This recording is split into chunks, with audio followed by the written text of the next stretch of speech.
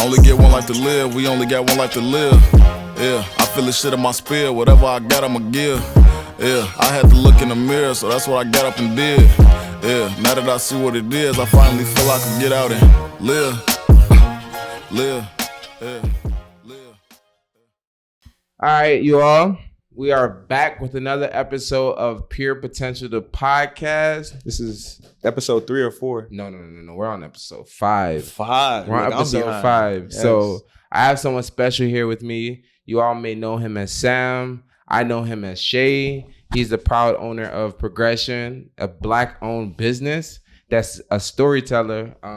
I guess he does a lot of storytelling. We're going to get into a little bit about that. But he does a lot of different things. I don't want to define him as just being a person that's just into one thing. He does many things. But this is my brother, and I'm glad to bring him on and let the world get a chance to know him. So our guest, Shay Adeleke.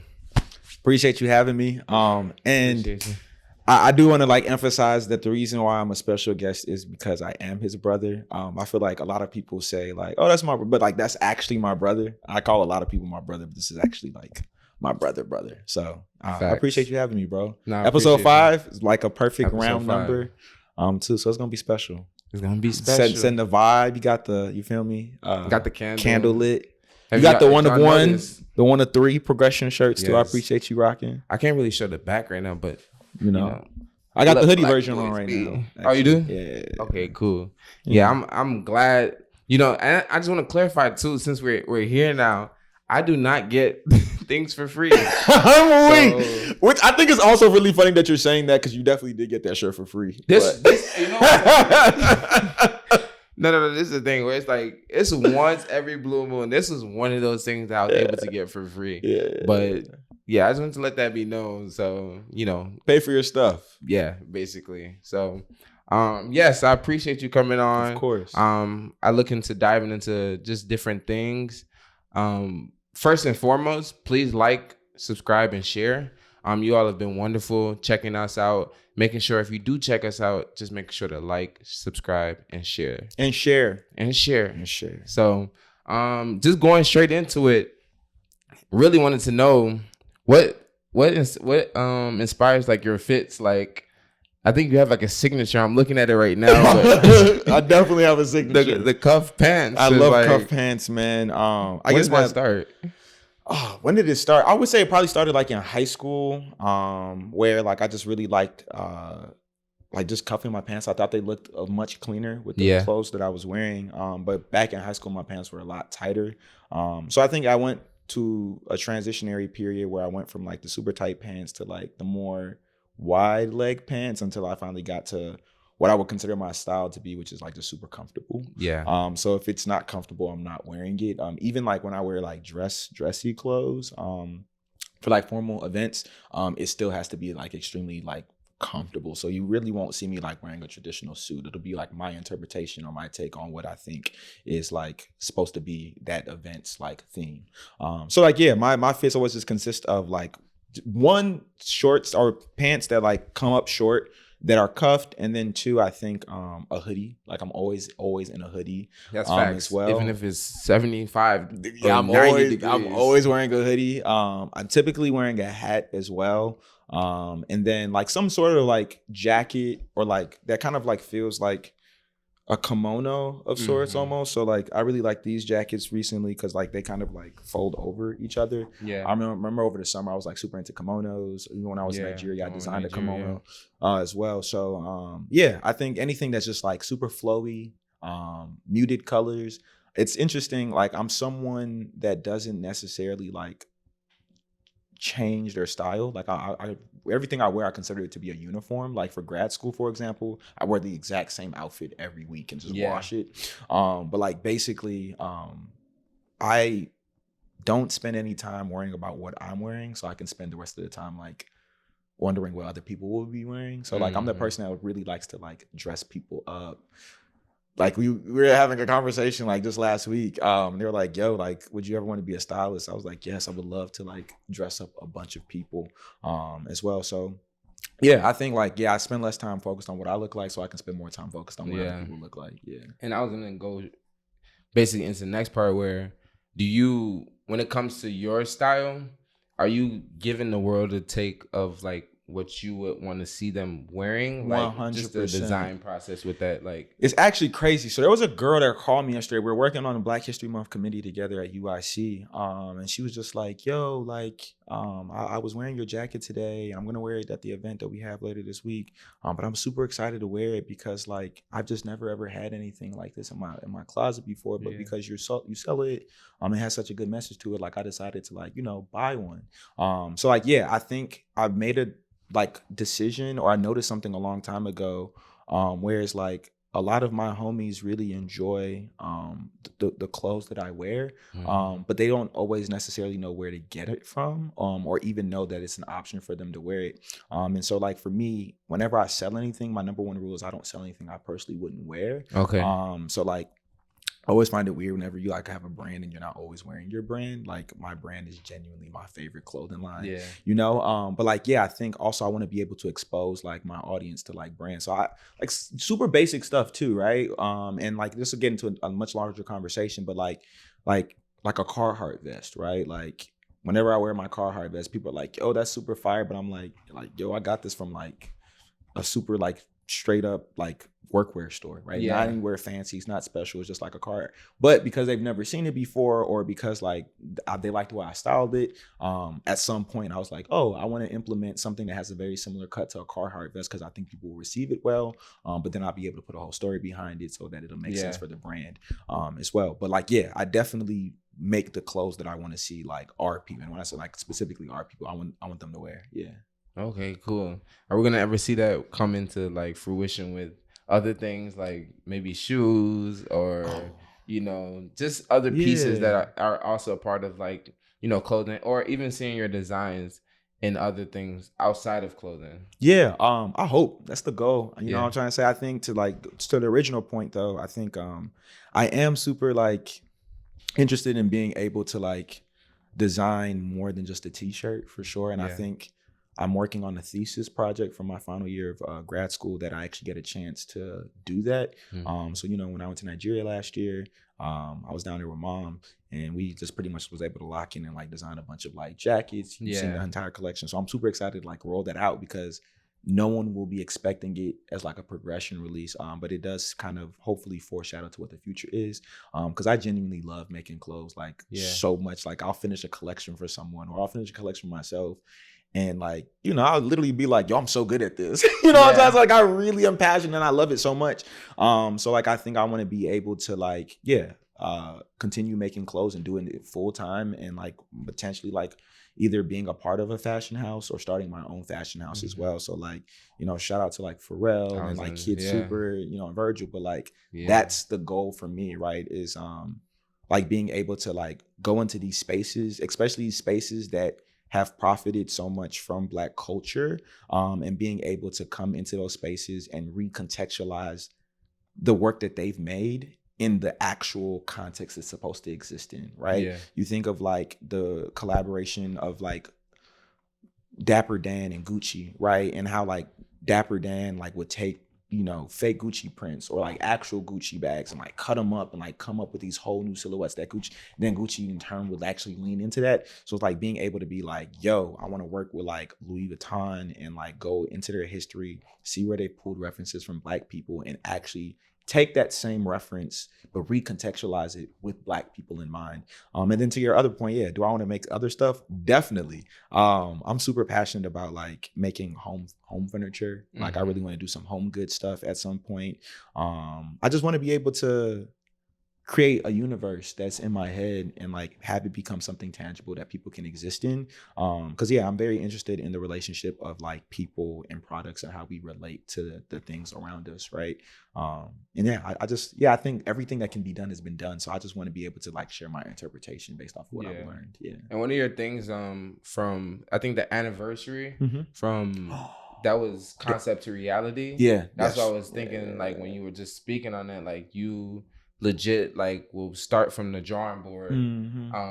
What does that look like, the drawing board for you, and then how do you like essentially take that concept and turn it to the reality? Like, what does that process look like for you? Yeah, I think I'm trying to find out what that process looks like for me now. Okay. It definitely has changed because since I've been back from like Nigeria, since we went back in December, yeah, man, my spirit's been like off. I don't know how much we talked about it, but like I just been going through like a lot of things where like my spirit is so like so exhausted, it makes me like emotionally exhausted, which then makes me physically exhausted to the point where it's like, if all I can do that day is like take my shower, then like that's a W. So like I think like I've been trying to figure out what the process looks like for me now so I can get work done. Cause like it's weird. I'm in a really weird place right now where it's like it's February and I know what I was doing January 1st of 2022 versus like what I've gotten accomplished so far in February 2023. So I'm definitely working, but I'm definitely not working as fast as I would like to. I do know my life has picked up significantly more since then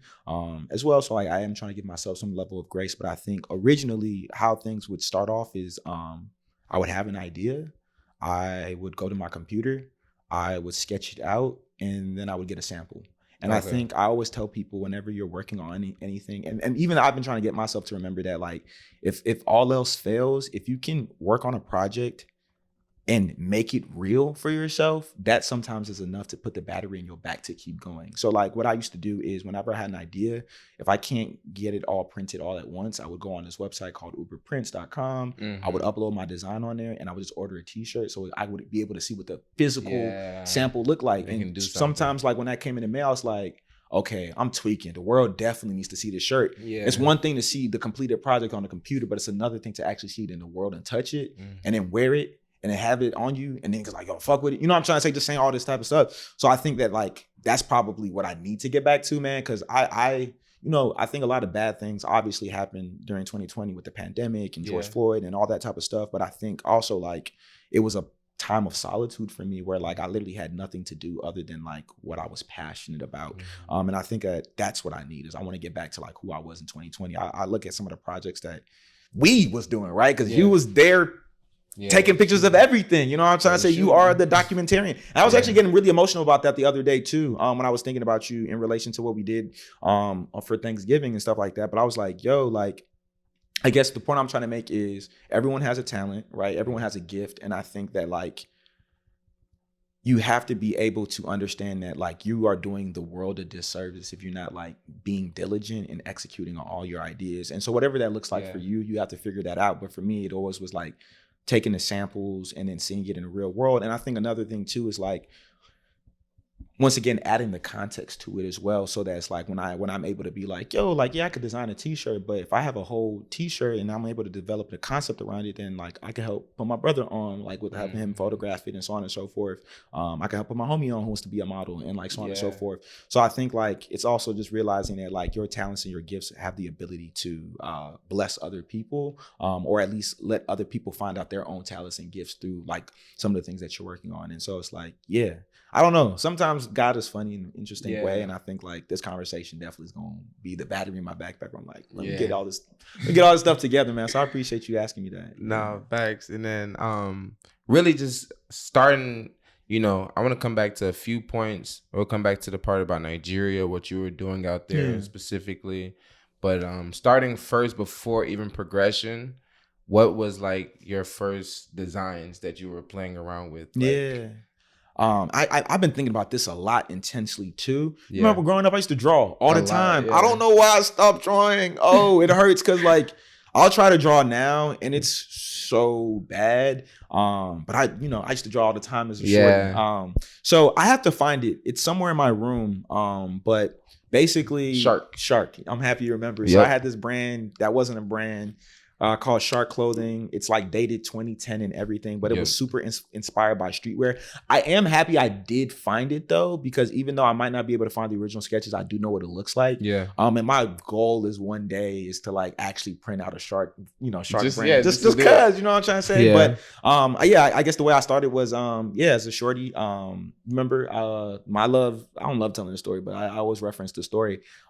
Super bullied in 8th grade, or 7th grade specifically. 7th or 8th grade, I can't even remember now, but basically what ends up happening is they're having like an award ceremony and I win a bunch of awards And I come up to school with like the ugliest outfit like ever. And I have a pair of Jordan 1s, low top or mid tops, the Old Love from the Old Love, New Love. Yeah. And it genuinely had a hole in the bottom of it. And mom basically was like, we was taking pictures and she was like, I can't have my son out here winning all these awards and like looking like this. So she legitimately took us to the mall like right after the ceremony, River Oaks, and was like, yo, you could buy whatever shoe you want on this band. It was like on whatever, like I think it was like on a like $150 budget or something like that. And you know who I think you made me realize this too, where like, but you know who I am, where it's like, I'm not always about like getting what's trendy. I'm about making a cookie stretch. Yeah. So what I did was I ended up like three pairs because I was like, I'm going straight to the sales rack and I'm finding all of the fire stuff that no one else wanted because they ain't got eyes, and I'm gonna buy all of it. And so like that's what eventually started everything, because then from there it was a website, Dr. J's. You remember Dr. J's? You put it on low and just even these small references, right? Where it's like you literally like we Jimmy had to shop because we ain't had, we wasn't terribly broke, but we also like didn't have let's make stuff stretch. Yeah, so it's like, but once again, like whenever I was anywhere, it made me figure out how do I do the best I can with the little I have. So it's like finding the best t-shirt on sale or like putting it from low to high and shopping that way and being like, this shit for $5 and y'all don't want it? Yeah. I know how to style this. I'm gonna make it tough.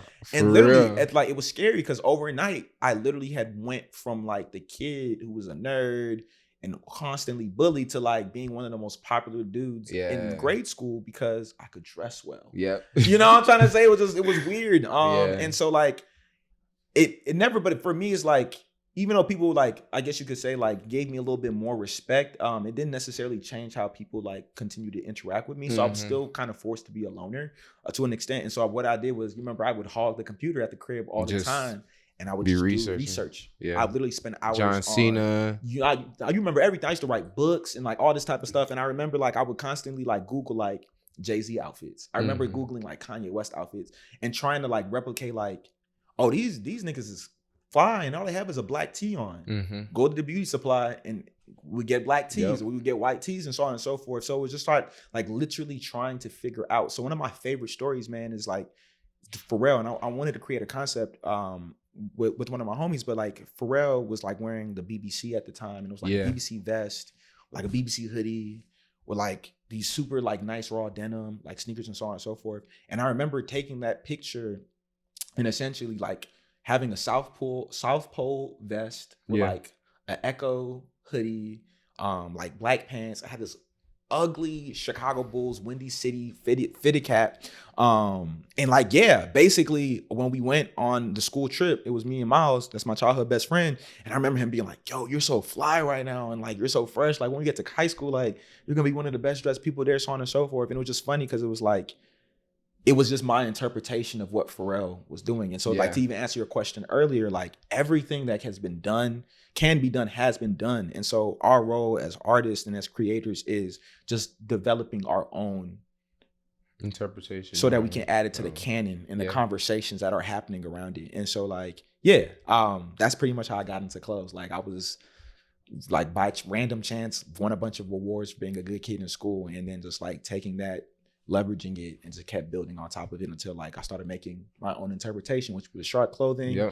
I walked away from the clothing thing for a little bit just because I thought I was going to medical school. I thought I was going to be a doctor. Rapping, you was I was a rapper. I rapped. I did. I definitely used to rap. Yes, man. Shout out Gentry and FemDot. You know what I'm trying to say? I remember y'all. Yeah, so we would like, so Malik, Kid Will. Yeah, so like, I just remember like, so like that's another thing is just allowing all of the things that I did do as a shorty though come together. And I really genuinely appreciate you introducing me as a storyteller, because that is what I tell people I am primarily. But like you said, I remember I would be on Wikipedia learning about like John Cena and like literally making like biography books about him, right? So that was the writing being established. I used to draw. So that was the design being established. I used to rap. So that was like the storytelling being established. And once again, some more of the writing. And so like, it's interesting to see Prgrssn become this hub for me to write what I want, to design what I want, to draw what I want, to like pretty much develop whatever I want, that all relies on the past lessons I've learned in my life. So like, yeah, I rapped for a little bit, graduated from high school. My mom was like, I hope you ain't really trying to be a rapper for real. Yeah. So from rap, I had learned about spoken word. So when I got to college, the UIC, I ended up doing a bunch of spoken word stuff. And then I want to say like, all while this is happening, Fat Tiger's popping off. And I'm like on their page, like constantly looking into that. Big Homie Sensei, all of those dudes. And just constantly like, just wanting an opportunity to like get a chance to work with them, but not really understanding how to get that opportunity, or like when I would apply for stuff, it just never really working out. So I just remember like being in my homegirl's room and like designing like my first t-shirt, like that I couldn't end up getting printed. But then I guess long story less long, I ended up like developing like PWTK, which was like with the crown. Yeah, which was like the original name of the brand, and like printing that out.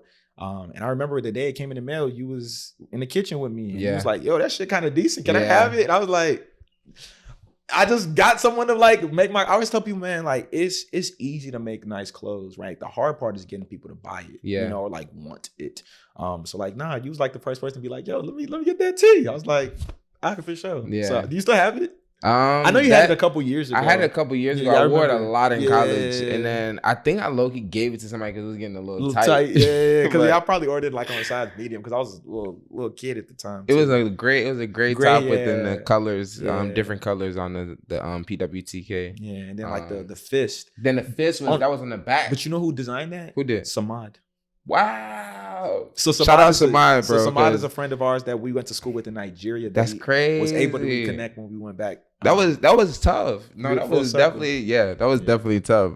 And then going back to the night of the anniversary, you had hosted an event inside Soho, and then you had laid out essentially everything from all your collections that you've ever made, and it was in all white. Yeah. I still am waiting for my Malcolm X. So that's crazy. No, it's wild. It's downstairs. Okay, cool. Yeah, I brought so that's actually dope because I love, and that's what I was kind of going into next. So essentially, he had displayed everything that night, and then you had obviously like a panel, just kind of discussing with Gentry how you got to this point and things like that. But then, where was the space at? Congruent Space? Was it Congruent Space or was it 18? It was another space though. Oh yeah, it was 2048. 2048. So then that night you actually auctioned off the items, right? Yeah. So it was really cool though. So you had an opportunity to have one of the products that was in all white. So one of the ones that was like actually, trying to bid for, somebody else is like bidding for it, Didn't end up getting it. But I'm glad though. I got the Angela Davis tee. Support our sisters. But then while I was in Nigeria, I had like this Nas Supreme tee, and then he was just like, "What's your reasoning for like?" Yeah. So like anytime, so all my work is referential, right? Like I don't ever like hide that fact as well. So like most people, if you see my work, like I've had people like send me like, yo, this looks just like your t-shirt. And I'm like, there's actually a t-shirt from the 80s that my t-shirt was inspired by, right? I like that's how my brain operates. I like making my interpretation. So I'm working on an interpretation of the Nasty Nas tee, but I always say for me, if I'm going to use something like as inspiration, it's really big for me to be able to hold on to the original. So I want to work on a collaboration with an artist eventually that will reference that Nasty Nas tee, or that just the supreme concept of like taking a celebrity or artist or a creative, putting them on a t-shirt, and then just like having them sign it on the bottom, so on and so forth. So like, I want to work on a project, which I don't want to share right now, but you know about it because we talked about it a lot. So I was like, yo, I think you were actually when you were like, yo, I'll give you this tee if you trade it for the amount. But for took me, us back to 8th grade, the trades. 100%. But like for once again, like that meant so much to me though, because it was like, yo, like, I mean, I know you're not like a Supreme head by any means, but I also know you understand like the cultural cachet that is Supreme. And so for you to say, that T specifically, and that T specifically, and so for you to say like, yo, I know that you really, really want this like classic Supreme tee, but it's on the level of like that Malcolm X tee. Like, let's do a trade. I was like, I ain't gonna lie. I was like, do I want to do this trade? Am I getting got? You know, like, because I made myself a promise that I'm never reissuing any of those tees. Yeah. You know what I'm trying to say? Like, not even for myself. So like, yeah. So like, it makes me feel like that. It makes me feel special. So yeah, and the first time, the reason why that shirt is means so much to me. First of all, it's a really cool design, but really, kind of how Prgrssn, where it first even started after the shark thing, was while me and my brother were schooling in Nigeria, and we're just having conversations on the couch, and I think you were already playing around with designs. Yeah, I was. And it's like, it was like some Malcolm stuff. So you already got into it. That was like 2013. Yeah. So it was like you already kind of playing around with it and everything. But then I was like, hey, like, that's cool. And it was like you were working like on a jersey or something. Yes. So then it was like that X on the back. I'm like, bro, that X on the back would be crazy. Because I remember, like, I wanted to do like a series of like Black History legend jerseys or whatever. And instead of using a number for Malcolm X, I was going to use the Roman. It was going to be an X on the back, so it was going to be a double entendre with Roman for 10.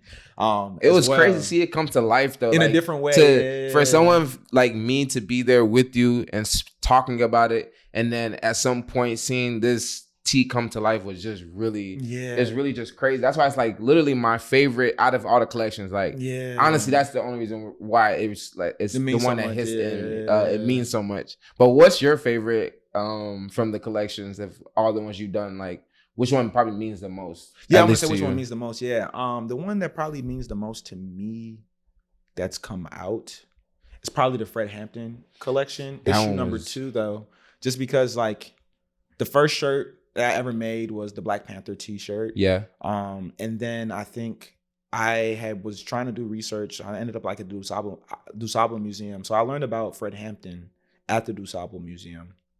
And so I just remember learning all about him and essentially doing a Supreme tee for Hampton, basically, which is like a photo tee of taking his face, so on and so forth, and just having like a saying he had on the back. Yep. It was cool. But then fast forward to around the time the movie's dropping and that collection coming together, that was the first time I switched manufacturers for my t-shirt. It was the first time I did an object that wasn't like traditional, right? So it also came, your t-shirt came with like a lunchbox. And then it was the first time I did like a crazy shoot where we went to DuSable Museum and I curated the entire thing and you shot the whole thing. So it's like, it was like literally taking the little resources I had and putting everything into one thing and executing on it. And I think even being able to see the original t-shirt and then seeing what I was able to design on my own was like everything for me. So I think my favorite collection would be the second issue of it, because that collection was a reissue of my first t-shirt ever. Yeah. But on a better quality shirt. And then it was a reissue of my second shirt ever, which was also an updated quality on the design and the shirt itself. And it was like the care package that had came with like the lunchbox and the tote bag. And like even it was like redacted. The thank you card was redacted to feel like an FBI. So it was just like I was just being a nerd. It was like, I was just able to be a nerd and just have a bunch of fun, man. Like I always tell people like Prgrssn is for people who appreciate streetwear and like to nerd out about Black culture. If you're either one of those people, you're gonna love the brand, and if you're both of those people, you're gonna flip out. You know, like you're gonna be me. Facts. So yeah, that's really hard. And really, just to go into it, what is Prgrssn, and what has it when you first started? What is Prgrssn? But when you first started, and kind of just where your idea of it and where it is now, and how it continues to evolve. Yeah, I think originally it was just a brand that was supposed to help me buy a new pair of shoes. I remember like I made my first shirt and I was like, I made a little bit of money. I sold like 40 shirts and I was like, oh, like this be enough to give me some Jordans. And I just remember like one of my homegirls was like, yo, when's the next drop? Like I ain't get there. And I was like, y'all want more?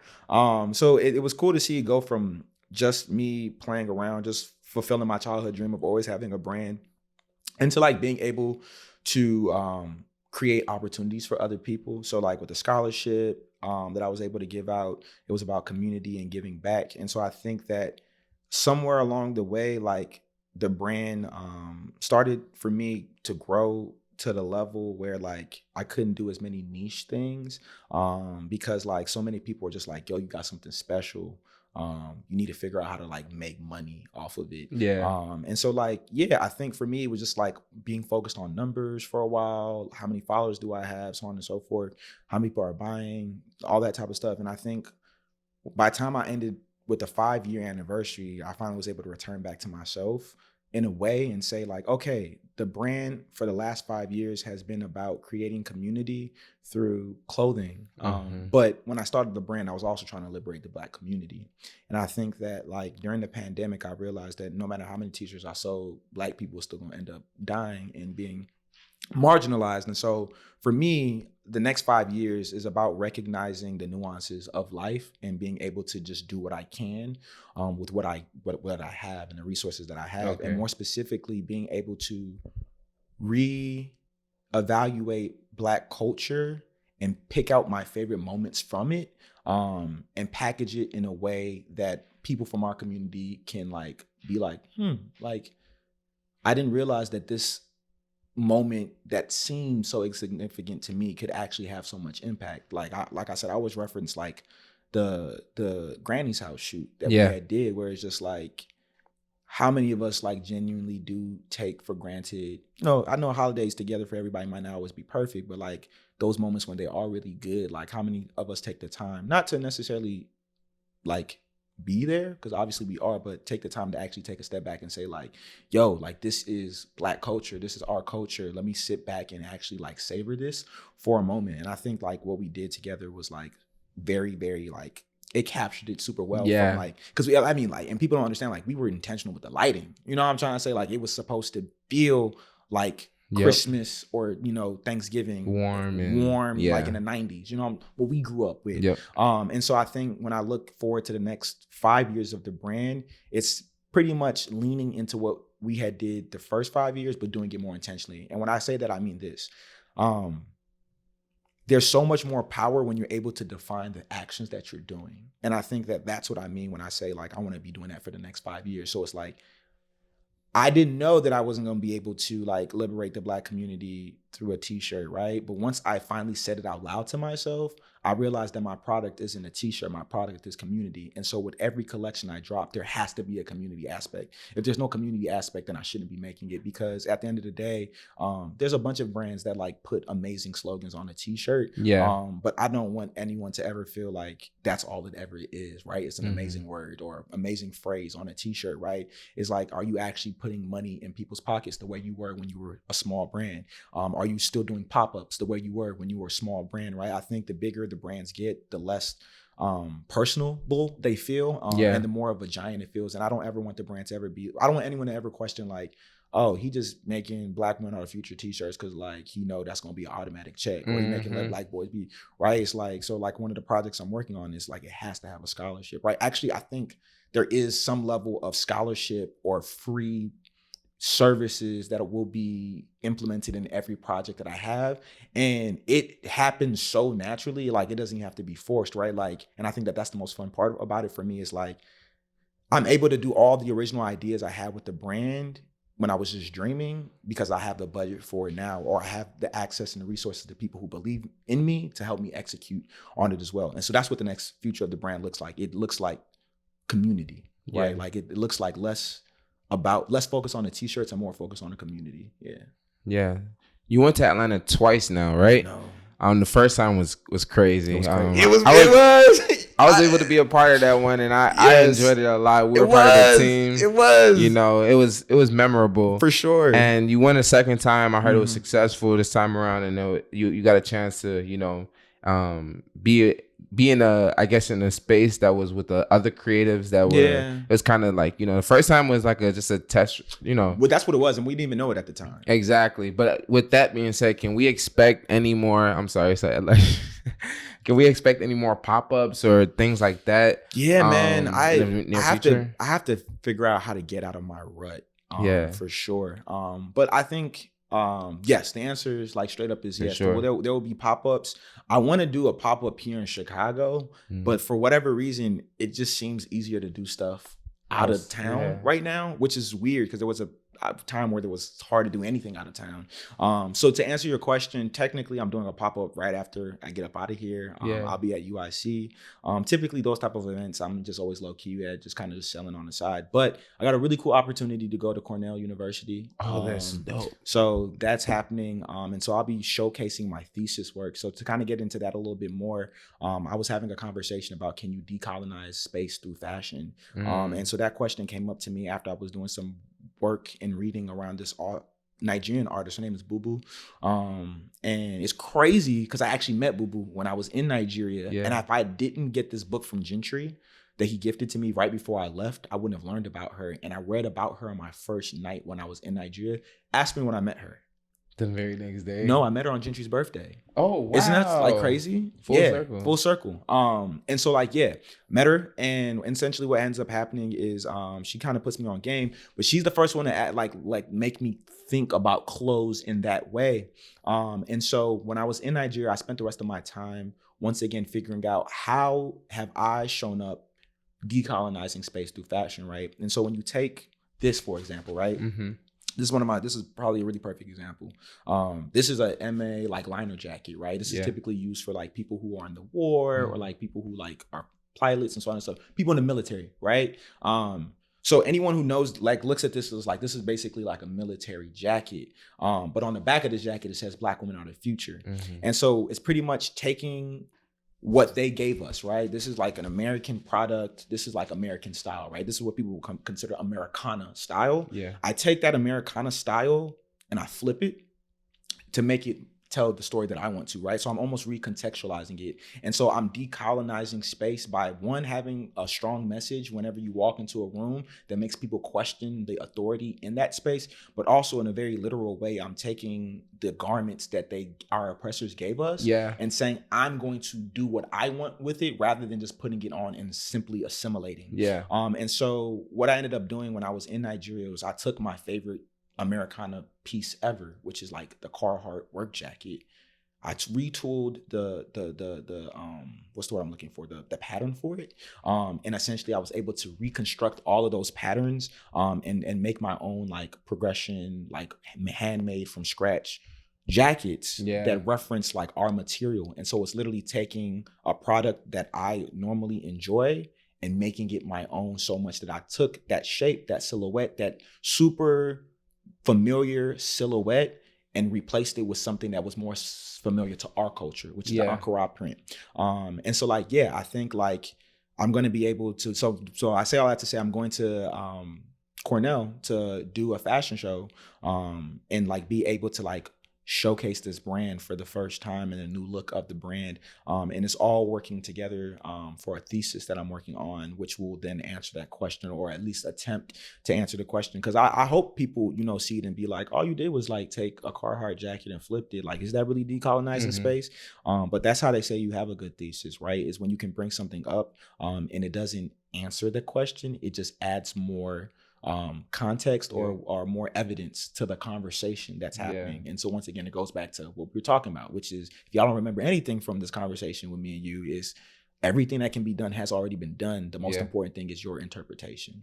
And so like this collection is so important to me because I wrote a 4,000 word essay about how Black people over time have literally used fashion to decolonize space, from like the slave wear that they had and being able to take those like random cuts and tears and quilt them all back together, to like in the 60s with the civil rights movement, using respectability politics and wearing suits, so when they were hosed down, people around the world would be like, why are all these well-to-do people being hosed down? To being able to use like in the 70s and 80s with the Black Power movement, Black Panther Party, the leather jackets, the froze, all that type of stuff. Then transitioning to the 90s, you think of like a different world, the Africana, you have people, wearing like the dashikis and so on and so forth, to like the current time where you have a lot of like protest t-shirts, right? Not even just mine. You have people like making t-shirts that like, why be a homophobe?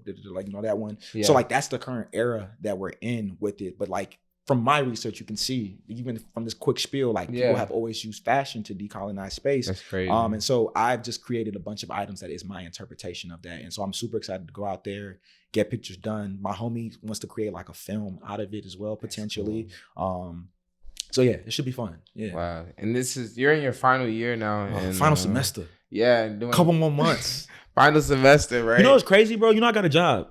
Oh, word. So you remember how? And once again, this is gonna be Yeah. more to having this conversation. Do you remember like the day You were doing the whole in Nigeria? You know, I was everything? doing the stuff for classes, and you was like, "Bro, like if you got it, just pay it off." And da da da da. So I was able to pay off the last semester, right? But I didn't have a job for this semester, so I didn't know how I was gonna pay this semester, bro. I ended up.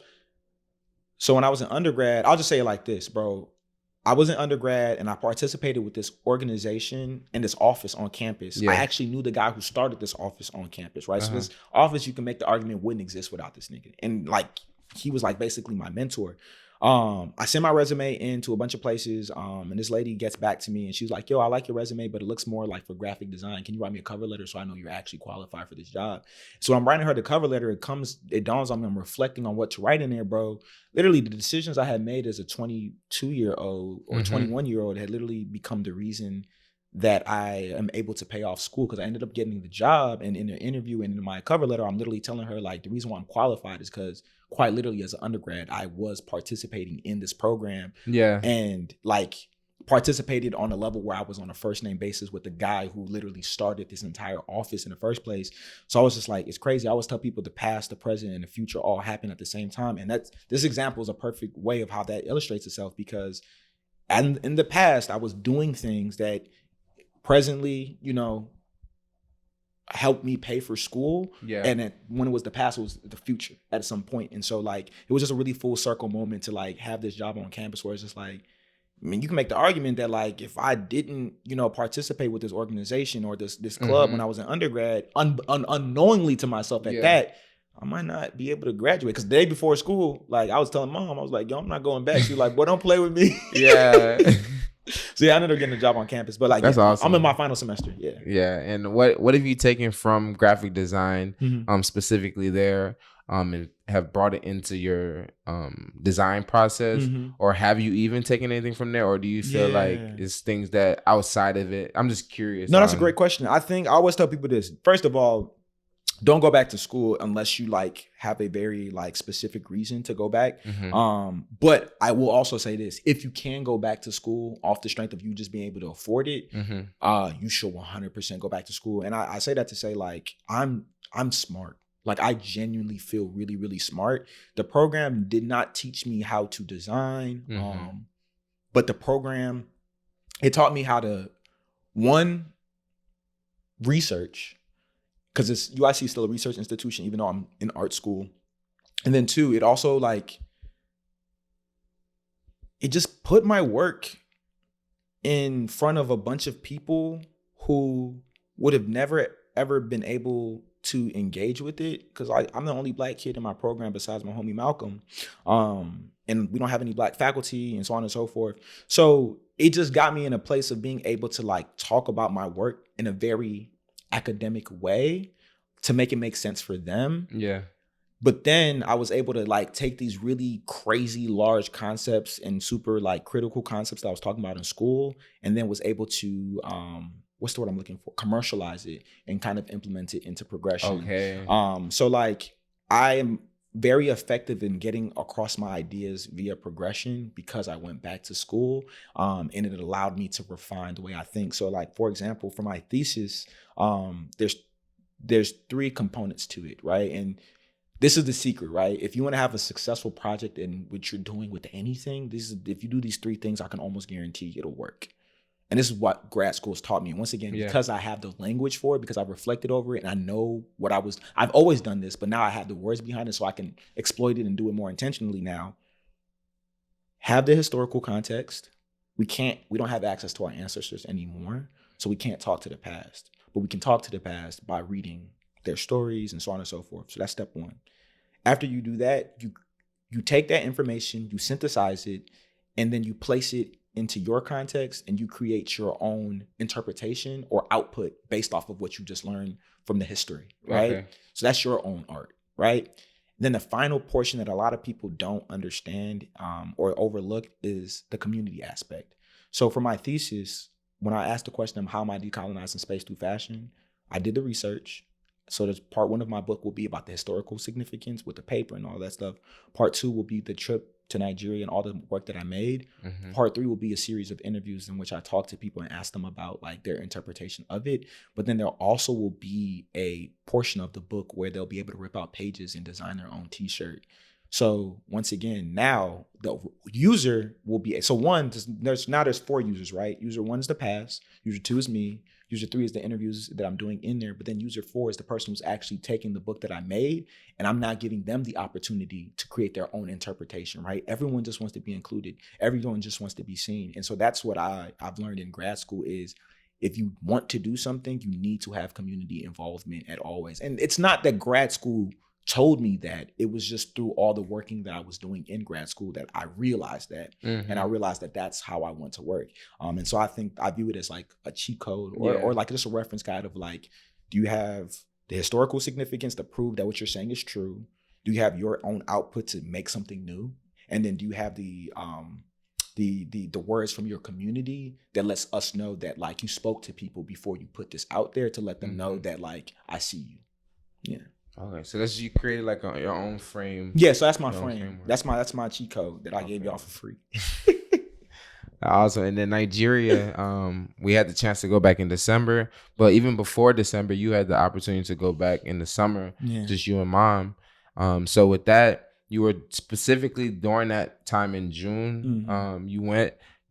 What was your whole purpose behind that trip? Like the whole intention behind it? I know part of it was the grad school part. Yeah. And it seems like everything that you're kind of doing in grad school still feeds into progression. Yeah. So was it those 2 things? Were they separate, or was it all kind of just one thing specifically for grad school? Like, no, I think for me, it was because like, Granny just died on dad's side. Yeah. And that was like our last living ancestor. And I felt like, there's a sacrifice or there's a trade-off that we oftentimes don't talk about as first generation, which is like our parents come here to like give us a better opportunity for like life and resources and all that type of stuff.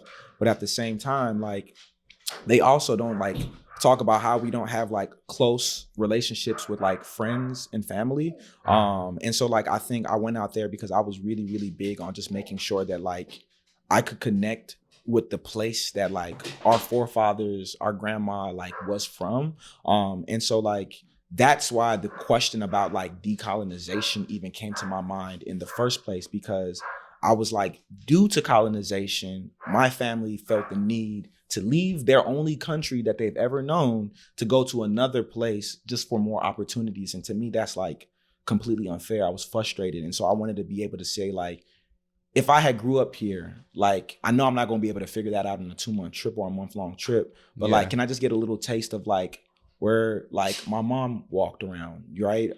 Where my cousins hang out, all that type of stuff. So that was kind of like what gave me the backdrop to what eventually became the trip that I went on. And so that's why I think the work that I made became so powerful, because it was intentional, and so on and so forth. So that the real intention behind the trip was like, I want to just go home because I just lost my last living ancestor and I just haven't been back in so long. I feel like there's a part of me that I have not explored yet that I would like to. And as a result, it's crazy because by going back, like that's something that I'm always going to make sure I include in like all my work, which is like, how do I like tell all of who I am, right?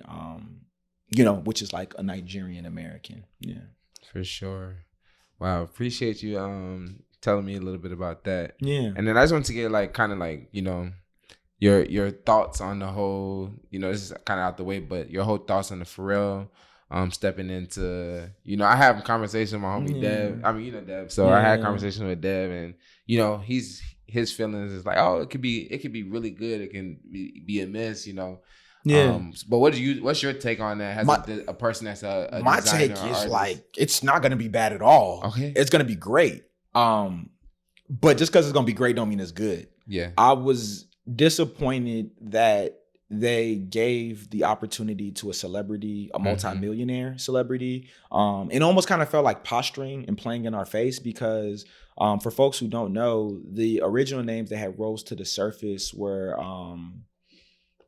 I'm forgetting one of them. What is the name of the sneaker? They did a shoe. There's 2 British women. Both of them are black, actually. Wow. One of them has a phenomenal London-based brand. She did an Adidas collaboration where she redid the samba, her interpretation, which is nuts. Oh, it's gonna bother me until I find the name. So I'm gonna wait till the next question so I can Google it. But essentially, yeah, it was those two women and it was Telfar Clemens. Oh, yeah, wow. So it was like, but they were intentional in trying to have someone black be in the space. Well, yeah, but that's not my. I guess my real issue with this was they went from Virgil to then naming 3 black actual designers. Yeah. 2 of them being women and 1 of them being queer. To then just eventually just choosing out of what felt like the blue a black celebrity. Yeah. That I oftentimes don't even think necessarily represents the culture well, no offense to Pharrell, but I think the whole point I'm trying to make is like it's also Pharrell. So like we've seen what he could do, right? We've seen what he did with his collaboration with Human Race and Adidas. We've seen what he did with his collaboration with Babe. He had BBC and ice cream, which was like every streetwear dude's favorite brand growing up. So I don't think it's less of a question of like will it look well or not, and more of a question of like, why did y'all give an opportunity to a man who really didn't need it? It doesn't make the thing any less exciting, right? I still think it's exciting, but for me, it's just disappointing that another man, as much as I hate to say it, is like just gets another opportunity that I don't want to say he doesn't deserve it, because once again, Pharrell has the resume to be there. For sure. But like Pharrell also doesn't need another opportunity. That's what I'm saying. Pharrell doesn't need another opportunity. Yeah, and one of Virgil's big things too was for blacks to create opportunities for others who have not had the opportunity yet. What would have been more crazy is if Pharrell was like, yo, I appreciate the look. Mm-hmm. And so Kid Super did a collection. He's the one who did the fall winter. It would have been dope if Pharrell was like, yo. And maybe I'm wrong. Maybe he is still planning to do it, but it would have been dope if Pharrell was like, yo, I appreciate the look. I actually know a black designer that would be able to benefit from this opportunity. Give him the position or give her the position, give them the position. But then let me just do a collection. Like, let me just do the spring summer. Yeah. Let me do spring summer 24. Y'all announce the person after that and we call it a day. Yeah. That's what should have been done. And I only thought about that because of what you said. Virgil was big on that, right? Yeah. Like giving black people opportunities. And I think like Pharrell should have did that. Like, yeah. What do you take away from someone like Virgil during his time here, and still the things that he's left in his legacy? Like, you know, what has been huge for you? You know, I think we've all taken stuff away. Yeah. People who are not necessarily designers as well. Yeah. But him being, as well as having, you know, immigrant parents and being Ghanaian, and you Rockford, know, so he from around a crib, you know? Too. Yeah. So it's like, what have you taken from him, and you know, kind of you still kind of like listen to, or has, you know, shifted something in your own perspective, your own life that you've implemented? Is there anything that you for sure taking away? Yeah, I think I always tell people, man, I didn't appreciate Virgil enough when he was alive. And when I say that, you know, like I never really studied Virgil that much when he was alive. I think like, especially, it's a little tongue in cheek what he did, but like, you remember when like there was a thing to be like, I'm gonna send you 2 Virgils. Because like he had donated like money and like during the I remember that pandemic, and screenshotted people was making fun of him for it. So yeah, I wasn't like the biggest fan of Virgil when he was alive, but I think also the thing about Virgil and a lot of creators is like you think what they're doing is gimmicky, or you think what they're doing is like just like trying stuff and throwing it at a wall. And so when you ask me like what did I learn from Virgil when he died, I obviously was upset when he died, right? Because it was super exciting. A black man was an African black man that was also like traditionally trained as an engineer and architect, right? You know what I'm trying to say? Like ended up becoming the first black man to be like the head of Louis Vuitton like men's wear. And I think, when I learned about who he was and like the way he thought and so on and so forth, I was like, oh snap, like we literally lost like one of the most brilliant people to ever exist. And matter of fact, I don't like to use the word genius a lot. I like to use the word brilliant more, but to me, Virgil was genuinely a genius.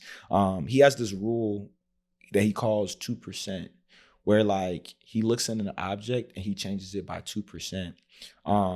And when you understand that that was like a design choice that he made intentionally, it recontextualizes how you view the work, right? Yeah. So like there's this Louis Vuitton briefcase that they recently rolled out that is like at a slant, like a slant. And he literally changed the design by like 2%, right? He has a dress shirt that he made for his first Louis Vuitton shirt where he takes the collars and he snips them. Still is a collar, right? But he changed it by 2%. Yeah. And so when you see the hat that he had, people was making fun of him because he put all those holes in them. He changed it by 2%. You look at the Off-White logo, which is the same logo for the Glasgow airport. Yeah. Probably genuinely changed it by 2%. So that's what I'm saying. The dude was smart, right? So for you, if you don't study his work, it's like this nigga just putting a bunch of holes and stuff. That don't make sense. But when you actually learn like, oh, like this man could genuinely be in a computer changing stuff by 2%, or this man literally understands the concept of everything that has been done, can be done, has already been done. So what's my interpretation? For him, his interpretation was 2%. For me, my interpretation is blackifying everything, right? Yeah. Like, how do we take an American icon and make it black and recontextualize it? So like, I've been studying Virgil so much more since he's been dead than he was alive. And the only thing I can say about Virgil is I wish I appreciated him more while he was living. And I wish I could have met Virgil while he was living. But I will also say that like, he's just has so much great work that like, yeah, the only person that like people like talk about that I'm like, yo, I aspire to be like that person is Virgil. So like, that's what I have to say about Virgil. Yeah. Wow. Well, I appreciate you hopping on. We talked about a lot, covered a lot. Bro. I feel like still so much we can cover, but like no, we'll be back. We'll be back for sure. I think we'll also like talk about like ways we can like develop some synergy and so on and so forth between there, because I think that like also now that we're doing this, there actually could be space for you to participate in my thesis. Like I love that. like being like in conversation. Yeah, because I'll tell you about it offline too. But like there's I wanted my degree to feel like a community degree, right? Like I always tell people I didn't go back to school for myself. When I said go back, I meant this semester I was gonna drop out, right? Like I think I was at that point where I was gonna drop out. But like literally the conversation, you told me to go back. Mom told me to go back. Yeah. Everyone I spoke to was basically saying like, nigga, you're so close. Why wouldn't you just go back?